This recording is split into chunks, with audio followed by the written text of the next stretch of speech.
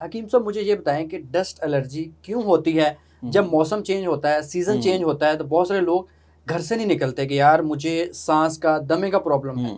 तो ये क्यों होता है? डस्ट एलर्जी मौरूसी जो है ना बीमारी जो चलती आती है, ये ज़्यादातर इसी तरह देखने में आता है। ख़ानदानी लोगों में ये मसला होता है। ठीक है, ये चलती जैसे दमा है, अब दमा अगर एक फैमिली में है तो आने वाले जो बच्चे होंगे उनको भी किसी न किसी को ये डिजीज़ निकल आती है। ठीक है, तो जिनियाती मसला जिसको तो कह ये लें। चलता कैसे, मतलब किस खानदान से चलता है, उसमें क्या इस तरह की नहीं, effect? इस तरह तो कोई आप नहीं मतलब परफेक्ट नहीं बता सकते कि किस में चलता है। बिल्कुल अब ठीक है। मिसाल के तौर पे कई लोग होते हैं जिनके बाल उड़ जाते हैं, अब उनके बच्चे भी वैसे ही आ रहे होते हैं आगे। तो अब ये तो नहीं अब आप कह सकते ना कि मतलब उसके बाल हैं। अब चाहे एक ही घर में दो बच्चे होते हैं, एक के ठीक होता है दूसरे को हो जाता है, तो ये अल्लाह की तरफ से होता है। ठीक है। अच्छा, अब डस्ट एलर्जी के अंदर जो चीज़ है सबसे मेन, एक तो आपने गर्दो गुबार से बचना है।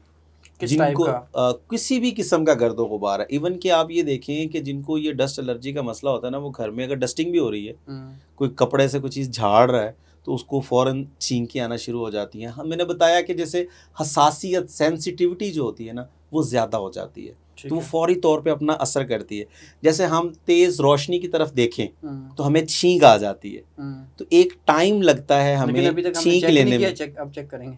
हमें टाइम लगता है थोड़ा सा, तो फिर हम छींक आ जाती है हमें। अब जिनको हसासियत ज़्यादा हो गई है, सेंसिटिविटी ज़्यादा होती है जिनकी, अब उनको रोशनी नहीं, उनको हल्की सी भी कोई चीज़ आएगी ना, जिस तरह कोई गर्द गुबार उड़ गया है या कोई नमी का मौसम ज़्यादा आ गया है, अब ख़ास तौर पे अगर इनको देखेंगे तो जब सुबह के टाइम उठते हैं तो इनको छींकें शुरू हो जाती हैं। तो ये सब जितने भी ये मसले मसाइल हैं, बड़ा सिंपल सा इसका इलाज है। बताइए।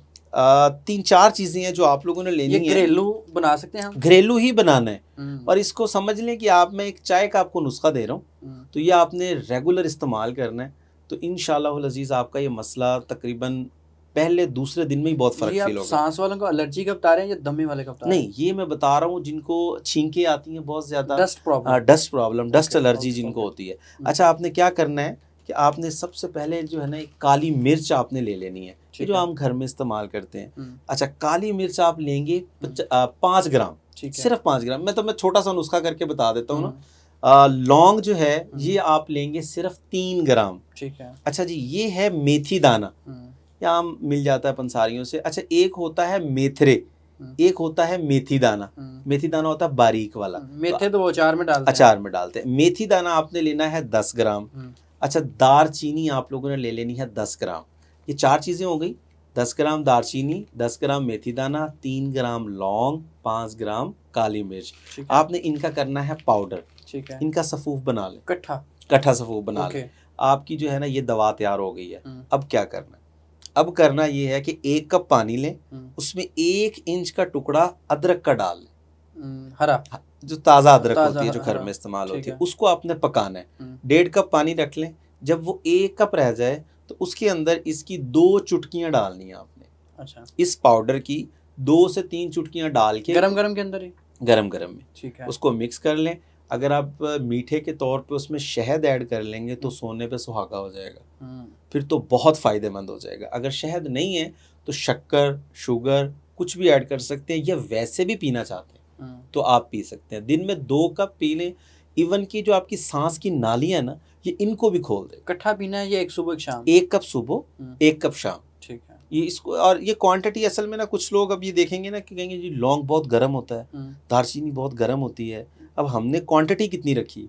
अब ये देखें ना कि हम मिर्च मसालों के अंदर कितनी चीज़ें इस्तेमाल करते हैं। अब गरम मसाला इतना इतना खा जाते हैं हम समझ रहे हैं? तो ये चीज़ है, तो आप इसको बना के इस्तेमाल करें, इंशाल्लाह आपको छींकें आना और ये जो सांस की तकलीफ़ शुरू हो जाती है, या आपको हर टाइम मास्क लगा के रखना पड़ता है, इवन कि घर में भी लोग मास्क लगा के फिर रहे होते हैं कि डस्ट हो रही है, ये हो रहा है, तो वो बहुत बेहतरीन रहेगा। तो कितने टाइम के अंदर अंदर कौन सा मरीज़ किस स्टेज पे हो तो उसको रिकवरी जल्दी मिलेगी? ये जोन सी भी स्टेज है, आपको पहले दूसरे दिन में ही रिजल्ट मिलेगा। अगर आखिरी स्टेज पे हो अल्लाह ना करे कोई पेशेंट आखिरी स्टेज पे, वैसे इसका पेशेंट आखिरी स्टेज पे नहीं होता, क्योंकि ये बड़ा लंबा साथी होता है ये मर्ज, और बड़े अरसे से चलता आ रहा होता है बंदे के साथ। तो अगर ये करेंगे इस्तेमाल तो इंशाल्लाह आपको बहुत बेनिफिट में। अच्छा, कुछ अरसा इस्तेमाल करके आप इसको तर्क कर देंगे, अगर फिर दोबारा कभी होता तो दोबारा से इस्तेमाल कर लें, तो आपकी जान छूट जाएगी इंशाल्लाह।